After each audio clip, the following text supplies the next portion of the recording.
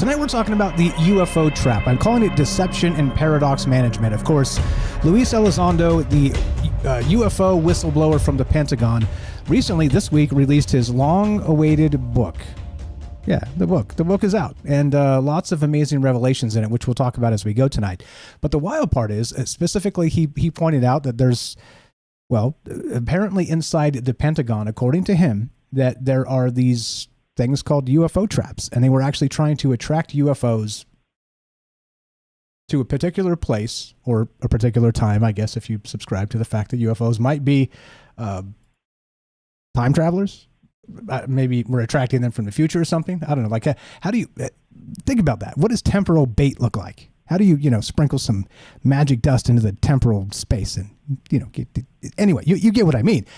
It's wild to me, because if we can't quantify what they are or where they come from, how the hell do we bait them with some sort of nuclear signature, which is what he said. Again, back to the line from this, which is a line from his book, that he said in an interview that they would, quote, "We had a big plan to set up a real big nuclear footprint, something we knew would be irresistible for these UAP."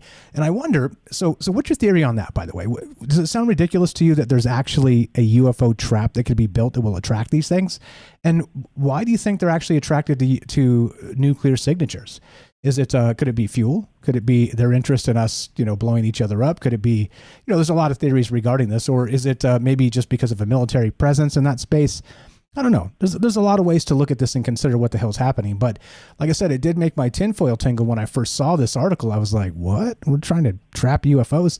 And, not like trap them like Ghostbusters in the trap, but kind of trap them into a space so we could observe them and take photos and, maybe radar data and all the rest of that stuff. So I don't know. How deep does this go? How does this make you feel that somebody is saying that this is happening inside the Pentagon and this is technology they're working on?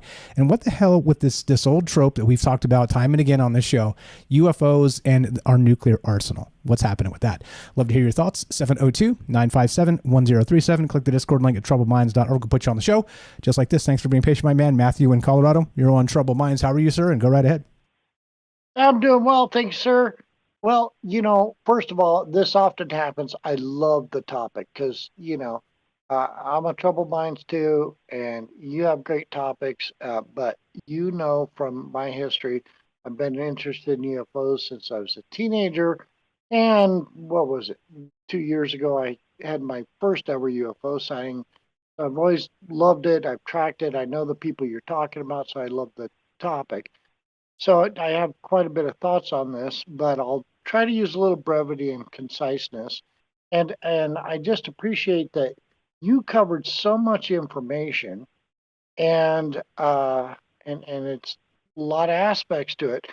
But you did it well, conveying that much information, and you did it concisely and also in a really logical order.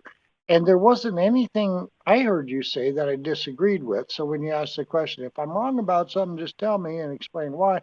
Well, I haven't found that yet. So I'm pretty much going to agree. Okay, well, there you go. The jury is out, and now the jury is in, and Michael Strange is right about everything. Write that down somewhere, and don't ever forget it. Just kidding. Go ahead. I'm just kidding. I'm just joking. You didn't say everything. Sorry, go ahead. Just on this show so far.